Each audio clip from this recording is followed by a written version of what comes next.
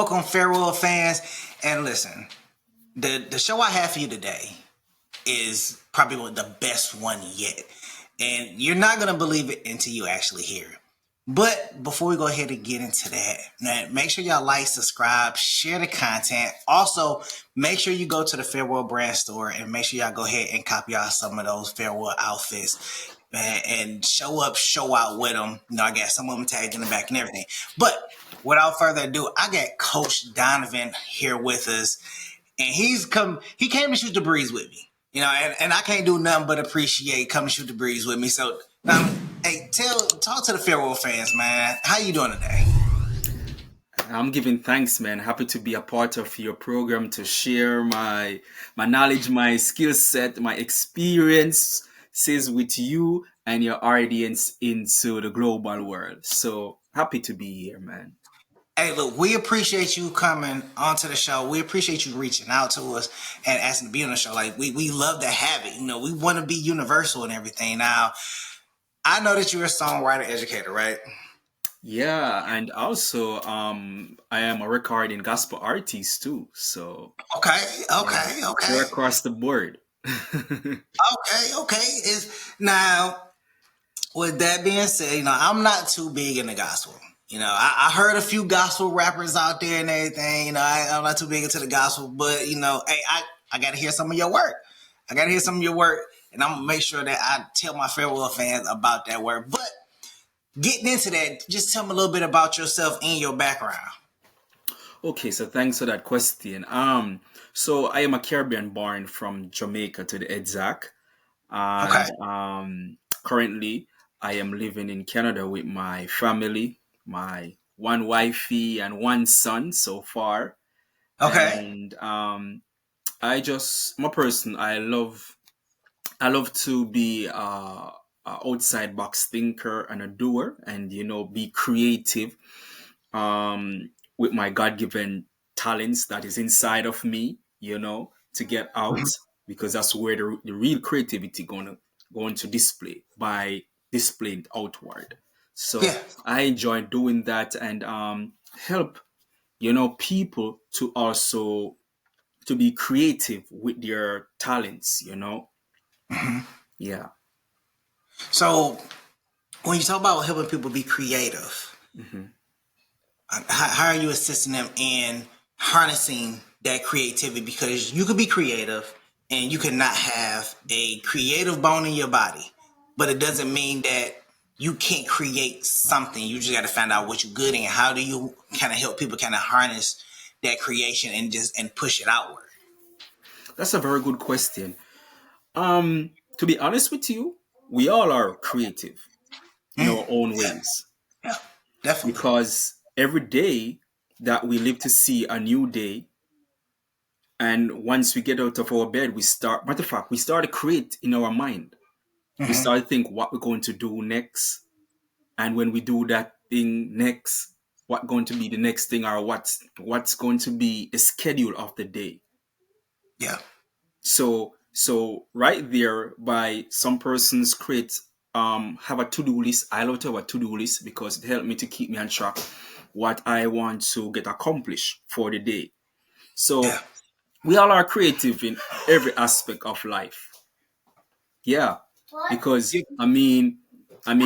persons are creative in the kitchen. Persons are creative musically. Persons are creative doing garden works. There persons are creative, even as you doing your own podcast with your team. You guys are creative. Finding ways and means to make the message be meaningful and fruitful to your audience. So you have to come with different, ideas, different strategies and approach. So we all are creative, bro. You absolutely right. And you know what? I'm gonna take it a step further. Yeah. Let's look at it like this. You know, you say you have a to-do list, right? Mhm. So when you wake up in the morning, you got to figure out what you're gonna wear. You know, you're not gonna just put any outfit on. You're not just gonna Exactly. walk outside with two different color socks on unless you knew it just made sense with your outfit. You're not just about to just throw any pair of gym shoes on or any pair of shoes on and just kind of wear whatever. You're going to make sure that you're out there, you're looking presentable, you're looking attractive towards somebody, you have a particular appeal about yourself. That's creative right there, because you got to put the right garments together before you walk out the door, because you want to have a certain aesthetic about yourself. You want to have a particular appeal about yourself. You want to be able to, whether you're trying to attract greatness, you're trying to attract opportunity, you're trying to attract a relationship, you're Mm. really trying to put the right energy Yeah. out there by the Yeah. way you dress. Yeah. They say that the outfit doesn't make the person, but it will create opportunity. Yeah. It will create like a relationship. Yeah. It will attract the right person to you. And that's evident for men, that's evident for women. Yeah. If you were to go to a job, and I had a matter of fact, a quick story. I had a conversation with a friend of mine, and they were going to a job interview, and this kind of hits to the point of creativity. This kind of hits to the point of dress.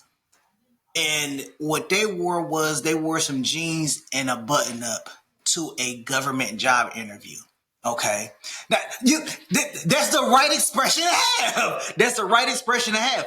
So when this person went to that job interview with a button up on and some jeans, what do you think their perception was when he walked in there to sit down and have an interview? You walked in there as if you was just walking into any regular job. You're going into a government institution where primarily everybody in there wears a suit. Unless the dress code is different, wears a suit. So you walking in there and you have limited your opportunity, because now the perception at you is like, okay, well, why is this person wearing this particular outfit? You have reduced your opportunity. So when you wake up and you're putting those clothes on, you're looking for a certain appeal. You're looking for a certain look, and that's all up here. You're thinking about it. It's Yeah. in your mind. I want to look a particular way because this is going to make me feel good. That's just like if I was to go and paint a picture, I'm looking for a certain appeal, a certain aesthetic. And what do I want this to capture in my audience? What do I want this to bring out of them? What colors do I want to use to make it look vibrant, to make it pop? Yeah. Yeah. So when you look at it from that, when you look at it, what colors go with what colors and this and that, you put that same kind of energy into just putting on clothes in the morning. So Yeah. you're absolutely right. Everybody has creativity. Some may have a little more than others, and some people just haven't understood where they want to put their Yeah. creativity yet. Yeah. So true. So true. So Yeah. I'm sorry, I get a little excited. It's So okay. now let me We're ask you keeping it this. real. Cause I, I mean, sometimes you get, when you look at certain things, you gotta. I like to break it down and put it in a way where it's digestible. yeah. So you're saying everybody's creative. You're absolutely right. Yeah. Everybody is creative. But when you tell somebody, "Oh, you can be creative," their first mindset is, "Well, where's my creativity? I don't feel creative. I Mhm. can't go and paint a Picasso. I can't, go and put together an outfit that looks like this." But why does it have to be this large? Why does it have to be this extravagant? That's just like saying that you can't be the CEO of the company. You can be the Yeah. CEO of the company.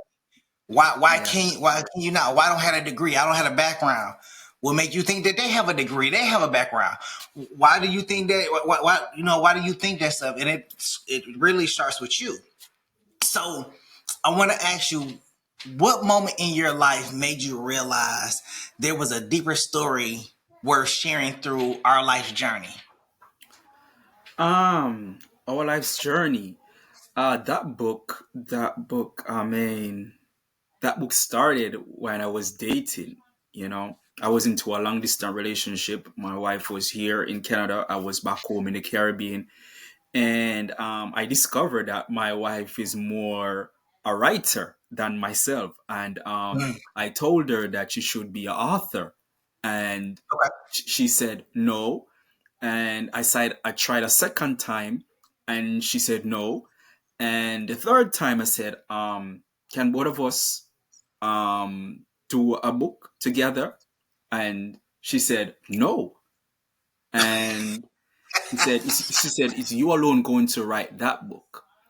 And honestly, I started do the framework of the book and I shared with her online because as I said before, I was back home in the Caribbean, she was here.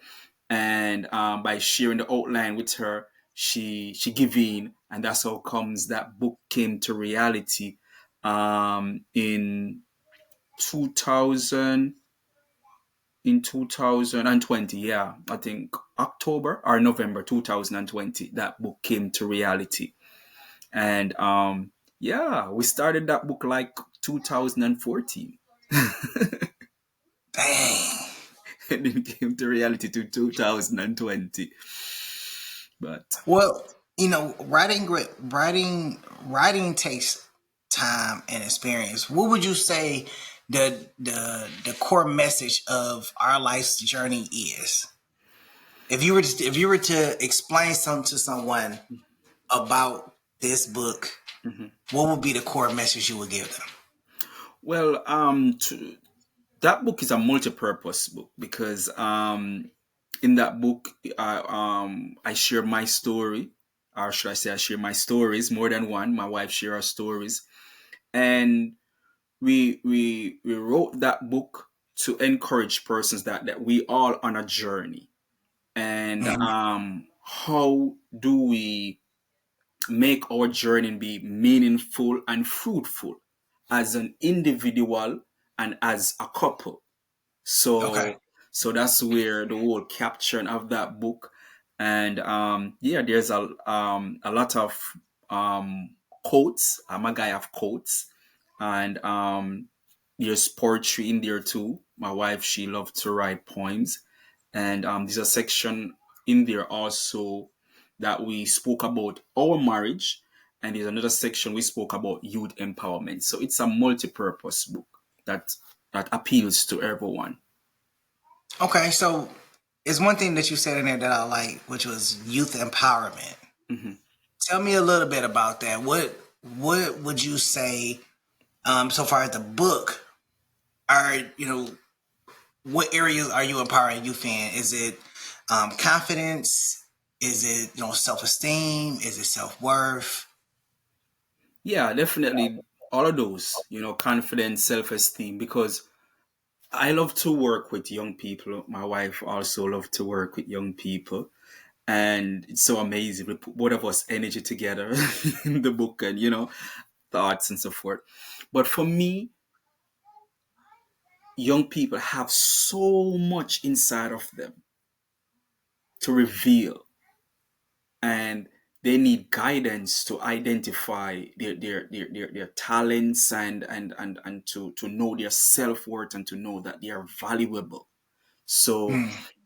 that's where I just love to be around young people and to empower them. I agree with you. With my son, he'll be 18. He'll be 19 this year. And one of the things with him and his friends is I noticed that, and I've always told my son, I was like, you're gonna be the outlier of your friends, because I was the outlier of my friends. I was an individual that had a car first and everything like that. And I said, you're gonna be the same way. And I noticed with him and his friends that because some of his friends didn't have um, their fathers in their lives. Not all of them, but some of them didn't have their fathers in their lives. I noticed some of the opportunities that they have missed versus what he had. Hmm. And I have conversations with his friends, and I say, I think I like to check on them and say, hey, how are your grades? How's college going? Whenever I get a chance to talk to them. And I like to see the trajectory they're going in. But I also try to keep an open avenue to where it's like, when I talk to them, like, hey, what's going on? Like, is everything kind of like is moving in a route that you wanted to move in, right? Because I want to see, just like I want to see my son do great things, I want to see his friends do great things as well. I want him Yeah. to be around his peers that are excelling, Yeah, because one thing we know is that our peers influence us, that is right? true. That is And true. and this go and this ties in to empowering the youth. So what we want is our kids to be around people that is going to influence them to do great things, Yeah, right? Now we can't choose our family members, but we can definitely choose our friends. Okay. yeah, yeah. So when we're talking about empowering the youth, Hmm. that self-worth, that confidence, you want them to be able to walk into a room and make seamless friends, but you want them to make the friends that's going to take them and elevate them. So if they get friends in their group that aren't elevating themselves, Yes. I want him to make friends that's elevating themselves at a young age, so that he don't have to worry about making friends that's elevating themselves at a later age, because I tell people it's harder to make friends as adults than it is as kids. Because as kids, when you make friends, they're more innocent. They haven't been through much. They haven't seen much. They ain't been betrayed too many times. They Yeah, ain't been hurt too often.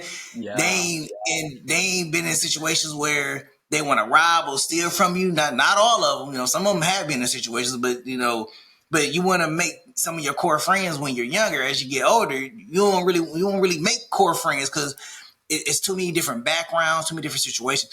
yeah. So I try to push my son in that direction, like, make friends that that are doing stuff, that are Mm. in the same kind of boat you're in.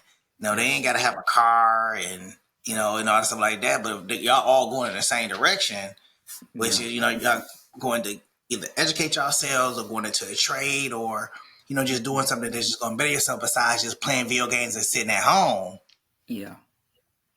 Yeah, for Can't sure. can't, can't do much with just playing video games and sitting at home, because what are you doing? You going to work, play video games. Like that's just what your life is gonna be right at this point. You're just not gonna do anything.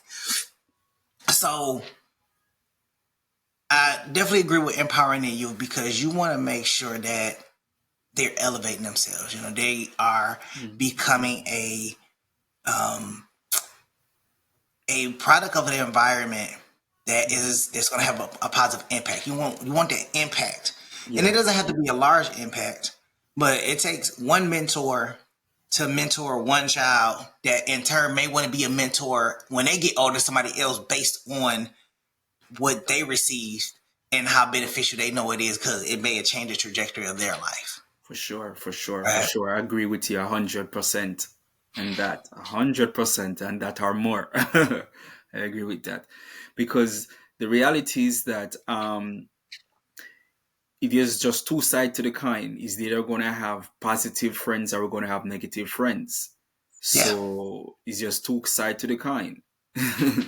So what you're doing is definitely just to guide your son and his friends to be on the positive sides and to make that positive mark in society, as you said. Positive mark on each other and and family and society at large. definitely. Now, going back to the book, I know you had said you had talked about your story, and then you had talked about you and your wife's story Mhm. together. And what I want to know is when when y'all telling y'all stories individually, and then y'all come together, y'all tell y'all story. How impactful do you believe that story is to the book?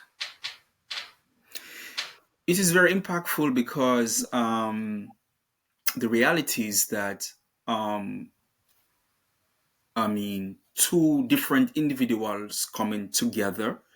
They are different characters. They are different talents. They are different likes and Mhm. dislikes. So how Yeah, do we meet each other at a mutual ground and support each other, and also um, help each other to be the best that they could ever be in this world? yeah. So these are the things that we spoke about in the book. Okay. Okay, I like that. I like that. Now, when you first heard the phrase "from nightmares to sweet dreams," what Mm, emotions or memories did that stir in you? mm, wow. I'm looking at the book right now, which is the first book. I just going to just grab it. Just give me a Go minute. ahead. Yeah, yeah. So this is the back of the book, and the statement is somewhere down this side here, and that's just a picture of me and my wife right there. You can see purple book, and this is the cover. Make sure y'all cop that. Get that. Yeah. So at the back of the book, this quote, one of my work colleague um shared with me in 2029. Yeah, 2019. Yeah, I said 29. I'm rushing the year. 2019. He shared this statement with me. If I want to be successful, I have to be uncomfortable doing things. And Mm. that that opened up my thoughts and my my mind to a different thing. And that quote was one of the main thing that pushed me to get this book be reality for 2020, because I said I'm going to let this be a history book. As I mean, being an author with my wife, I mean, how many married couples do you know in the world that they wrote a book together? It is just few. So I said I want to be a part of that few, of that 1%. So it's just one of my work colleague shared that, and we are just having a general conversation, and he said that to me, and it just sparked to me. You know that's interesting. That's very interesting. And let me tell you why. A long time ago, you know, I had read something that said that your life begins at the end of your comfort zone. Mm. So it's funny that Wow. you mentioned that. Wow. It's funny that you mentioned that. Wow.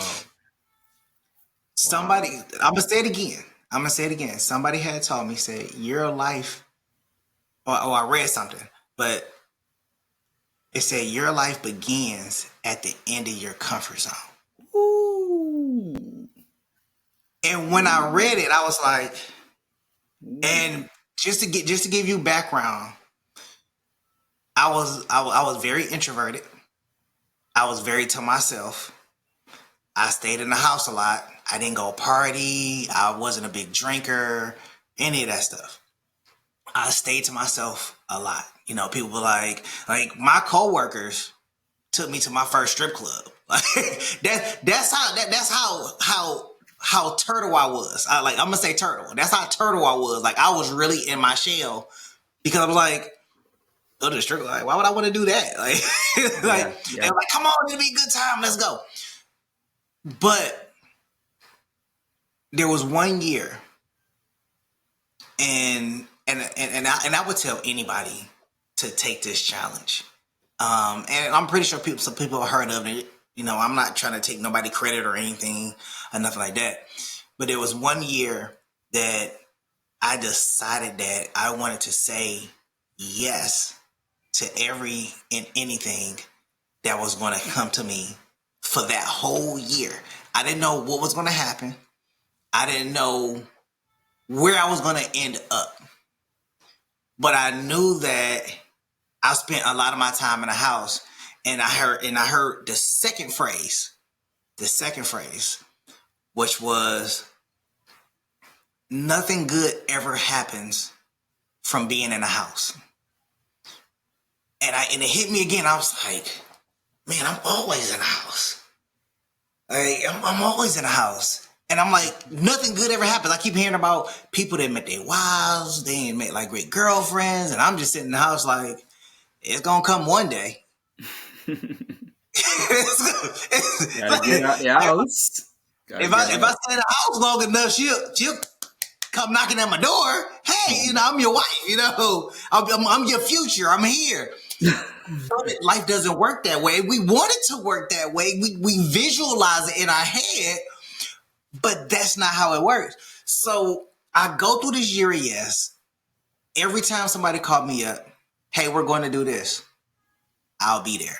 Hey, we're going to do this, I'll be there. I need you to come and help me with this, I'll be there. Hey, you should come out of state and come visit me or whatever, I'll do that. As I started to do that, I noticed that, one, I went from primarily introverted to a little bit more extroverted. I started being able to have more conversations with people, more confidence in the conversations that I was having. Yeah. I've learned valuable experience, social skills, social awareness. Yes. You start to learn and develop Yes. things that you wouldn't have learned and developed because you were stuck in the house. Because you wasn't willing to be uncomfortable with a situation so you can grow and elevate. So you gotta. So the fact that you mentioned that is kind of interesting because you have to be uncomfortable to grow. You have to be uncomfortable to grow. That's it. You can't expect to grow and you're stuck in your same area. Think about it like crops. You can't grow crops in the same area as you did last harvest. You gotta rotate the harvest. So if you're not trying to put yourself in another patch of dirt, in a different patch of grass, in a different patch of the field, you're not gonna grow. You're gonna be lacking. You put that same crop in the same area that you did last year, it's not gonna grow as fruitful as it did the year before. You got to put it in another area because that other area has different nutrients from when the last crop was there. So you got to rotate your crop. And you got to do that with yourself. You can't be in the same pasture and think that you're going to grow. You're not going to grow in the same pasture. You got to put yourself in different pastures in order to grow and elevate. Yeah, for sure. I agree with you 100% again. And to add to that, one of the things that I always practice, I call it TNT, and it's not the TV station. Okay. The TV station. TNT, I call it test and track. And track. TNT. Okay. So as you were saying, there's no way you can stay in your comfort zone and test and track. If you test and track, you're going to still get the same result. You have to come out of your comfort zone to really do that experiment of TNT. Yeah, you're absolutely right. But I like that test and track. I like that. Test and track. What it sounds like to me is you got to test the environment and then you got to track your progress. That's it. You got to test the environment and track your progress. See if it's good for you. Because if it ain't, you got to go back to the drawing board. Exactly. Test and tracking. So, how has your Caribbean heritage shaped your outlook on life, love, and struggle? And how does this show up in a book? It shapes me a lot to be the type of person who I am right now. Because growing in the Caribbean, I have access to a lot of stuff. Not that I don't have access to a lot of stuff here in Canada, but I'm from the countryside back home in the Caribbean. So especially where I'm from, I have access to 20 different mango trees here in Canada. Anything I want, I better go to the store and buy it because there's no mango tree. There's no mango tree here for me to climb. So even right now, it's summertime now. I can just imagine back home, mangoes ripening and birds eating it, lizard eating it, rat eating it, and if I want it, I have to go and buy it at the store. So Yeah. it coming here in Canada, it opened up my eyes to this multicultural. I know for sure, especially America. It's a multicultural country, but I have observed, and it is the first I'm being into a multicultural country like this, and it helps me to understand my value and to know my purpose and know my why. Understand my why even more. Why am I here? And Mm. why do I do the things that I do? Why am I passionate about things that I'm passionate about? And and so forth. So it really helped me to Okay. be this person of be intentional and to live my purpose. And that's the same thing my wife and I we bring out into the book also, to help persons to live a purposeful life, because the reality is that is either we're going to live a fruitful life or we're going to live a waste life. Mm. Yeah. And one thing that I've discovered, that life will always do life. Life always going to do life realities, and we can't stop the storm. We can't stop the sun from being bright. We can't stop the wind, all of that. But what do you do? Because life always going to do life. What are you doing? Are Know you what you have? is it a life going to do you, or are you going to do life? So this is one of the things that I consciously positive taught myself, that I'm going to do life and not let life do me, because I can't stop life from doing its reality. But I'm going to You're do it. absolutely right. Yeah. You know, I'm gonna piggyback off of that. You said you said that you have to either do life or life is gonna do you, right? So what I'm hearing is that you got to go out there and you got to embrace life and take control and not let life take control of you. There's plenty of people out there that say that they don't have control of what happens in their life, right? Hmm. As if they can't make an effective choice for their life. Car breakdown. Oh, life! Look what life is doing to me. Mhm. Or oh, this happened. Look what life is doing to me. Maybe in any situation, you can blame life. You can say life is taking me down. You can say life is giving me all kinds of hell. You could say any of that. But at what point in time did you say, you know what? What can I do to change this tide? How can I elevate? Okay. Prime example. So, oh, this is gonna get a little controversial. So, public housing in America. Now, public housing is supposed to be coming to an end in, I think, about 2026, 2027, somewhere around that time. At least about 2 years. Public housing is supposed to be coming to an end. The president's demand. All them people that was on public housing that have vouchers, that was paying 50, maybe $100, maybe less, and everything. At what point in time did you not think that this situation was going to come to an end and you had to go and do something with your life? Because right now you've just been letting life just kind of happen and you've been going day by day, right?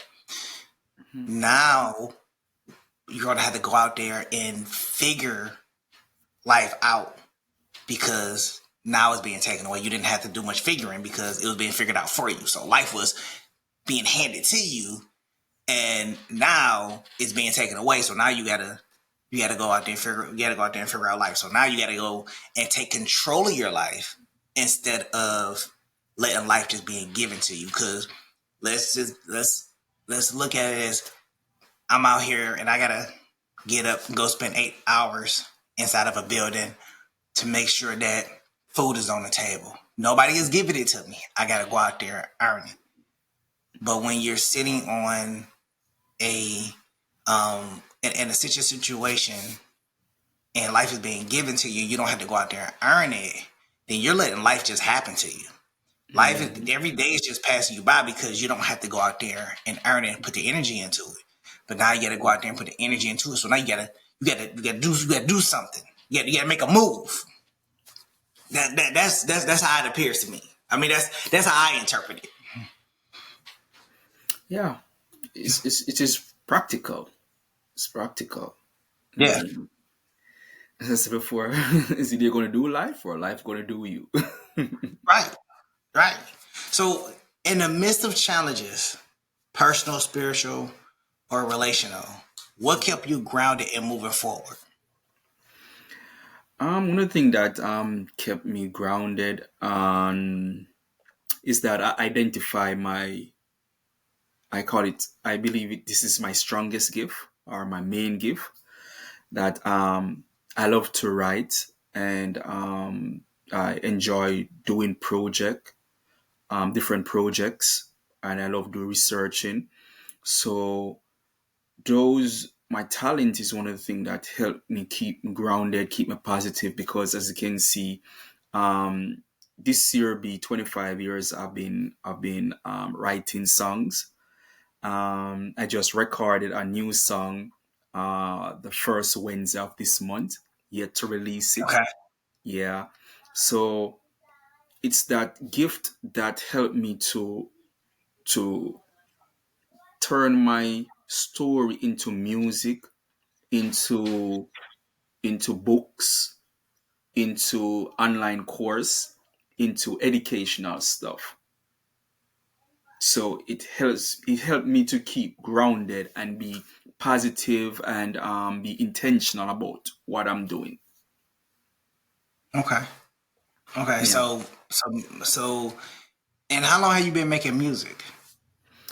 Oh, that's a good question. So, as I said before, this year is 25 years since I've been a songwriter, but this year also is 10 years since I've been recording my own songs. Oh, So imagine for 15 years I've been writing songs, and the 15 year, that's where the break comes in, you know. Start go to the recording studio, to identify my sound, figure out how do I flow, what is my style, and all of these things. So it's 10 years now, and it's amazing because I mean, if I didn't make that decision to go to the recording studio, some places I have been to, I wouldn't have been there. People who I've met, I wouldn't have met them. So I really give God thanks for, moving me out of my comfort zone of just writing songs and move me to the recording studio. okay. Yeah. I like that. I like that. So now let me ask you this: at what point in time did you decide that music was the path that you wanted to go down? Um, Honestly, when I started 25 years ago, um, that's like 1999. Yeah, 1999, the latter part of 1999 going into um the year 2000. I started. Mm. When I started, man, um I just came into the church, being a young Christian. I mean, ah, I love the girls, and I love to tell the girls them the words. I know the strategies and all of these things, and I can't do that, as a Christian. So the temptation, the struggles are real in high school, because I mean, so much beauty things, and even outside. I mean, in your community, but I mean, going to school. I mean, especially into the classroom. You know, the classroom always have majorities females, and Right. some of the females, they really test me, man. They sit in my lap, they kiss me and all of these things just to see how I will react and all of these things. So because I couldn't react into a negative way, or certain way, aggressive way, I tend to write my feelings onto God into a prayer format. And that's where it all started for me. And yeah, just amazing to see how just writing my feelings into prayer and praying to God, I become a songwriter, I become a recording artist, I become an author. So it's just amazing to me. Okay. Okay. Yeah, that's that. I mean, Yeah, knowing yeah, what your even, path. So there's people that know their path, and yeah, then there are people that are introduced to a path, right? yeah. Well, So it's good. It's good to first thing. It all goes back to identify and acknowledge. You know, okay, because for me, even though after 15 years, I identify that, I have this gift of writing, and I have a little voice, so why not go to the studio and do your own working and all of these things? And then identify and say, you know what? I can be also an author, because even right now, I have my next two books here. These are my two okay, music book right here. Yeah. This one I published first. This is my second book, and this is my third book that I published since here. okay. Um, so it's all goes back to identify and accept it, and just do some action. Just some action, man. Doesn't require a lot. Just some action, You're and right. watch You're right. amazing things happen. And that's what I've been doing over the years, and truly humble and grateful for that development and growth that I've been seeing. Okay, I like that. Now, what do you hope someone who's in the middle of their own nightmare takes away from this conversation? Ah, good question by you again. Um, the nightmare is temporary. Mm, What okay, what what he or she's going through right now is temporary, okay, and it is a process yeah, that you're going through. So it's the very same way the sun don't shine for the entire day and entire night. There's a time for cut off. A storm don't continue for weeks, for right, months, for year. There it is right. temporary. So with that positive mindset, and that belief that whatever you are going through is temporary, just embrace the process, go through the process, so you can Hmm. see the result at the end. Okay, I like that. I like that. I like that. Okay, all right, I like it. Now, before we get up on out of here, I definitely want to say to the farewell fans that life begins at the end of your comfort zone. As Yeah, Donovan said, the nightmare is only temporary. What you're going through is a temporary stop. yeah, It's not going to last forever. Those emotions is not going to last forever. That anger is not going to last forever. Just like yeah. you could turn a light off, you can Mm-hmm. turn a light back on. That's the same thing that happens in life. You're going to go through bad when the Yeah, lights are off. You're going to go through bad. You're going to go through because you're trying to find your way through it. It's going to be difficult because you can't see the end of the tunnel because you're in so much pain, you're in so much, your mm-hmm. mind is scrambled and everything. But then when the light comes on, then you can see your path, you can see your way through it. And that's how it's always going to be when you're dealing with a situation, is that it's always going to be darkness before the light, because you got to find the strategy to get through it. And Yeah. then as you get through it, you start to see the light, and then you can maneuver a little bit better. That's So it. with that, Donovan, I want to say thank you for coming on the show. We appreciate having you. You dropped some gems for us. I'm not gonna lie. You're gonna drop some gems for us. Um, is it Farewell fans? Before I get to y'all, Donovan, is it any last words you have for the audience that you want to give them? Any kind of inspiration, motivation, you know, anything you want to give them? No, shout out to your music. You want to give them your YouTube or Spotify or how to find you? Okay, first I want to say thanks again for having me on your program, and for sure, persons can check out my website. And on my website, I have all of my social media pages on that website where you can find me there. So my website is dc-digital-products.com. I repeat, dc-digital-products.com.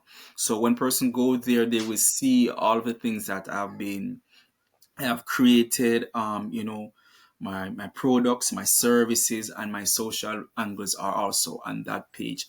And persons can find me also for my music at Brother DC Music on any platform. Um, you can find me also on YouTube by that also, Brother DC Music. Okay. Well, Yeah. thank you again So, for coming so on the show. Fair. yeah. So my motivation is that I will leave with you and your audience is that be the person first to become the person outward to do the things. I'm going to repeat slowly. Be the person first, that's internal, to become the person outward to do the things. Okay. Because everything starts from within. It does. It So does. that's it. I'll Okay. leave with you and your audience. And I hope that your audience are blessed by this conversation as I am being blessed. Okay. Well, Farewell fans, we dropped a lot of gems today. We had some great conversation today. Thank you again for Donovan coming on here and having a conversation. Look, we will catch you on the next interview. Catch you on the next go around. Peace.